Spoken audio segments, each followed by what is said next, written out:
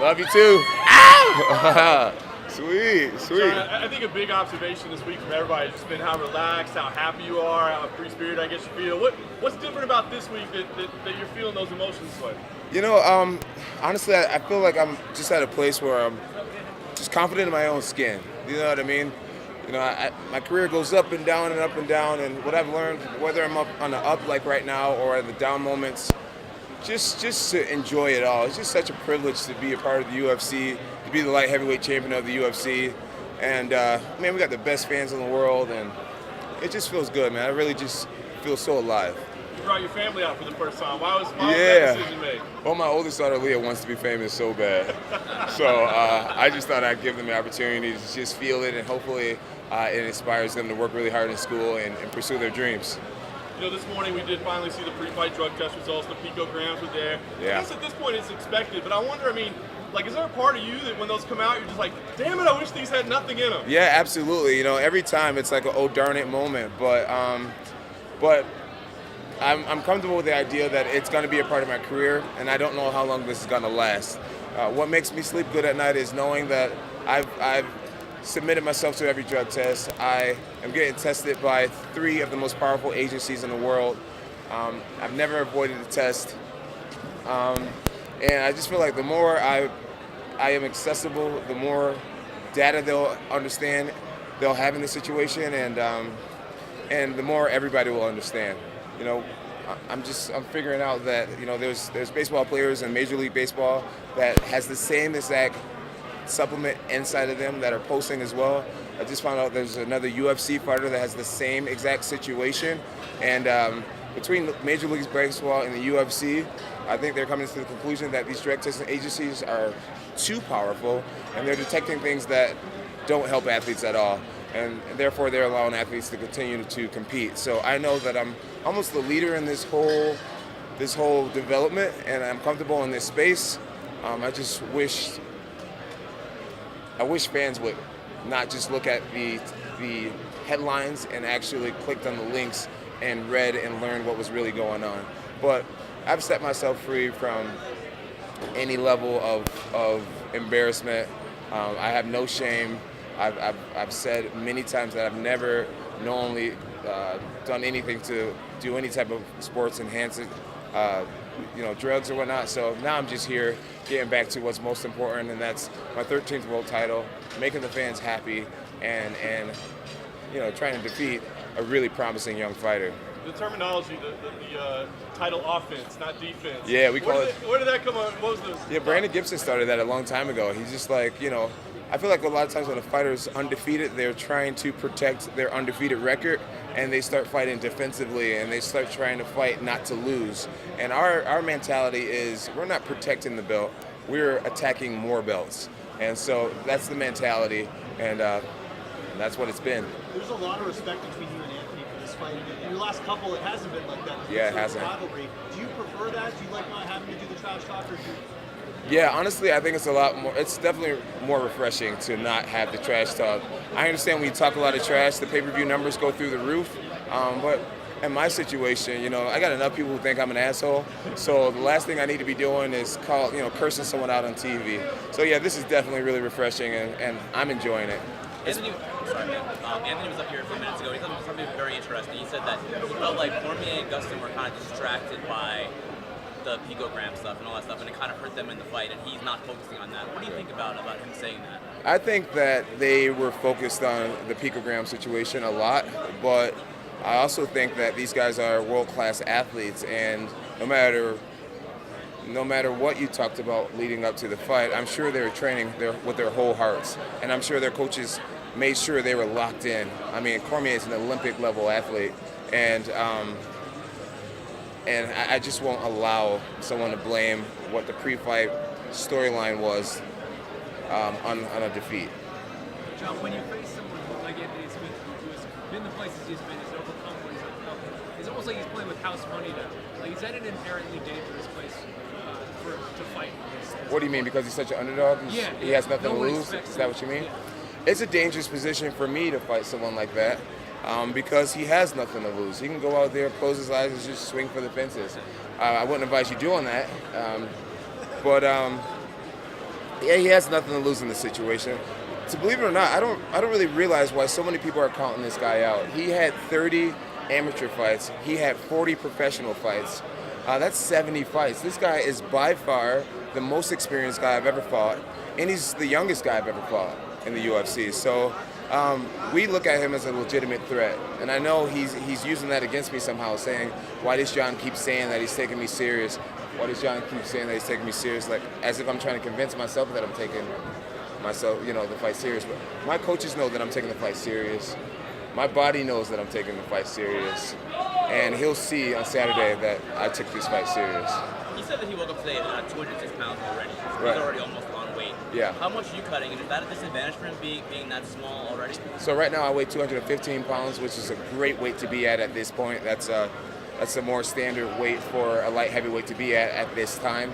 I'm going to lose probably 5 pounds tonight. I'm going to lose 5 pounds of water weight in the morning, and that's going to be really easy. As you can see right now, I'm not sucked out. I feel great. My energy's high, and I think it will be a little bit of a disadvantage. I predict that I'll be lean tomorrow and lighter. I won't be showing up around 226. I'm sorry, on Saturday I won't be like 226 or anything like that. I'll probably be like more like 220 when I actually fight him. And he's going to get a full light heavyweight that's lean and fast, and I think I'm going to get a kind of a big middleweight. So this will work against them. I had a lot of coffee. I'm sorry, guys. John, these test results from earlier, they're outside of your control. They're 100% outside of my What's inside control. your control is staying extra with the fans, staying extra with media yesterday. Are you trying to do everything in your control to make this a positive environment and take things away from the negative? Absolutely, absolutely. I've been a part of a lot of negativity in my career between, fighting with DC on stage and people accusing me of this and that or whatnot. And finally, I'm just like, I'm on team positivity. I believe positivity conquers all. It does. The power of your intentions conquers all. And my intentions is to have a great weekend, to make a lot of fans happy, and to bring that new design of that UFC belt back to Albuquerque, New Mexico. John, I noticed earlier in your career when you would face off, you never looked your opponent in the eye. But that day you're looking at him straight in the eye, you're getting really close. Why the split? Well, it varies. Some opponents I look them in the eyes, and some I don't. Gustafsson believed he was my kryptonite, so I didn't look him in the eyes just to let him know, you're not as big as you think you are. And I look Anthony in the eyes just to let the world know that I'm taking him serious. Because he's such a huge underdog, for me to look past him, I feel like it would be a very disrespectful and arrogant thing to do.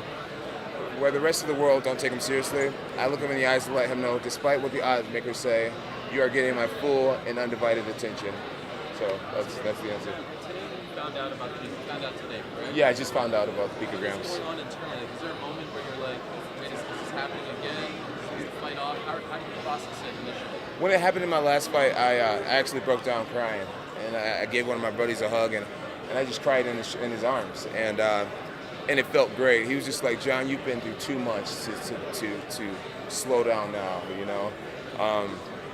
When I found out the last event was canceled and being switched over, I broke down crying, man. It really hurt, and I'm at a place now where I've been hurt so many times, and so many things have happened. I've caused a lot of my own pain, and there's been a lot of pain inflicted that wasn't in my control, and I just feel like I'm just so comfortable with this scenario now. I'm not going to allow anything to hurt me anymore. Everybody knows what's going on. Everybody knows that I have something in my system that is pulsing, and I feel like the majority of the fans that are actually going to take the time to read, which are the ones that actually matter right now, I think they know what's going on. So I take out any responsibility for this whole thing, and I'm not going to let it bend me or break me. John, you've been tested, at least once a week since the last fight, at least, if not more. At a minimum, but What is that most like? weeks were like 3 times a week. Is it disruptive? I mean, when do they show up? I mean, how does that work? Is it inconvenient? Yeah, it can be really crappy. I'm really fortunate that all the collectors are very respectful, but they can come anywhere from, I've had many times they've come at 6 o'clock a.m., and which is very disturbing to my training. And then there's other times where they'll come like 8 o'clock at night. There's been times where I'm having team dinners or dinner with my family, and they'll call me and say, hey, John, where are you? And hey, I'm over here at Applebee's or whatever, and they'll literally come and sit at the table next to me, which is, it can be very embarrassing, but they're just doing their job. They're just sample collectors, and I got to do my job by following the rules. Just go to the bathroom at Applebee's and take a sample. Right? I swear that has happened. Not Applebee's specifically, but yes, this has happened. Seems like the champions, former champions, they're pinnacle, you named their best, and now you're facing somebody from the generation. How much that represents your legacy? Yeah, I think my next few fights are going to tell a lot about my legacy. Like I said, Anthony Smith is the first guy in the UFC that I fought that was actually younger than me. I've beaten a lot of extremely talented athletes in their prime. But Anthony is younger, and I'm excited to answer questions to myself. How am I going to do with this next wave that's coming? You know, the Anthony Smiths, the Thiago Santoses, the Corey Andersons, the Johnny Walkers. These guys are young, they're hungry, and they're dream chasers. So I think my best years are ahead of me. This is the years where I need to kick it up even to a higher level to remain at the position I'm in. Two more questions. John, this is your biggest turnaround since UFC 126, 128. That's when you became champion. You beat Bader in February, you fought Rashad just like less than 2 months later. And you sort of give off the vibe of that young John Jones now. You know, in this day and age, it feels like everyone's waiting around for a money fight, the super fight. They win the belt, and they sit out for 8 months. You're coming back 2 months later. Do you feel more like that young, tender John Jones who was just saying, like, give me the next fight, as opposed to sitting around and waiting for that money fight? I do kind of feel like my younger self. You know, I feel set free from a lot of things that's happened. I've finally learned how to forgive myself for a lot of things, and so I feel reborn in a way. And I feel like I have the second half of my career, and the question is, what are you going to do with the second half of your career? My second half, I vow to respect myself better, respect my body, respect my team, respect the organization and the fans, and just try to do better. And I know a great start to that is staying in the gym, staying busy. Not like I said, we don't look at title defenses, we look at title offenses. So to sit on the throne and to make everyone wait and be bougie and talk about, I don't want to fight him, maybe there should be an interim belt, or maybe I should entertain heavyweight fights and all this crap, it's not fair to anybody. The man's next in line, you give him what he wants, and that's an opportunity to get that ass kicked. John, I want to ask you a final question. Even earlier, you were talking about how easy it is for you to make this weight cut to 205. Why do you think so many people are calling for you and want you to go to heavyweight? I think people want me to go to heavyweight because, quite frankly, they want to see me lose or get close to it or take some serious damage. And at heavyweight, the risk goes up tremendously. These guys are a lot bigger than me. And they say all the time, when you get a talented little guy versus a talented big guy, the odds are in the big guy's favor, right? So I think that's the pressure. I don't think it's fair, really, because I've always been a light heavyweight. Despite who the champion's been, I've never challenged anybody at heavyweight. And I feel like I'll move up to heavyweight on my own terms when I feel like the UFC's playing ball with me contractually to entertain that. No one's entertaining any idea of switching a contract for any super fights. So we're just kind of stuck at this spot here, fighting at light heavyweight. All right, guys, it's time to get to the fans. Feel free to film some of that. There's going to be a lot of genuine smiles out here today. All right, I'll see you guys. Thank you guys so much. We're going to go.